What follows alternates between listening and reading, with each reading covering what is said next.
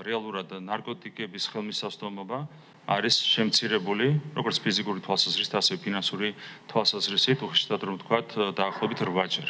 ფინანსური ხელმისაწვდომობა კონკრეტულად შეიძლება გაიზომოს, დაახლოებით 8-ჯერ არის შემცირებული ნარკოტიკების ფინანსური ხელმისაწვდომობა, რაც არის ბუნებრივია, შინაგან საქმეთა სამინისტროს ეფექტიანი საქმიანობის შედეგი, ასევე უპრეცედენტო რაოდენობით ნარკოტიკული საშუალებები არის ამოღებული, მათ შორის ჰქონდა კონკრეტული ფაქტი, როდესაც 298 კილოგრამი ჰეროინი იქნა ამოღებული, ასევე რამდენიმე დღის წინ ამოღებული იქნა 34500-ზე მეტი აბი მეთადონი, რაც ასევე უპრეცედენტო რაოდენობა.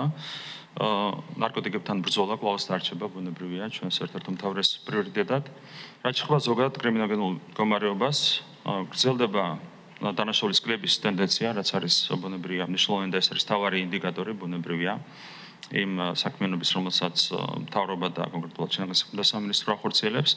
3%-ით შემცირდა ჯანმრთელობის წინააღმდეგ მიმართული დანაშაული, 30%-ით არის შემცირებული თაღლითობა, 17%-ით არის შემცირებული ყაჩაღობა, 34%-ით არის შემცირებული გამოცალვა. რა თქმა უნდა, ესეც არის იმ კონკრეტული ზომების შედეგი, რომელიც მიღებული იქნა შინაგან საქმეთა სამინისტროს პოლიციის მიერ.